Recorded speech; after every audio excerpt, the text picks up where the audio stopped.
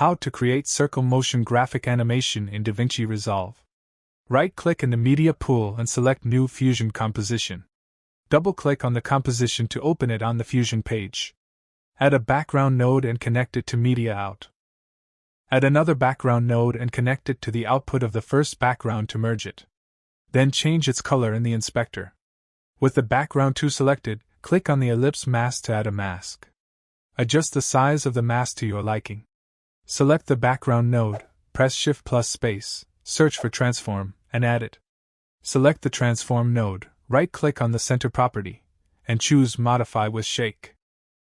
Go to Modifiers tab, click on the Recede button a couple of times, and set smoothness to 25.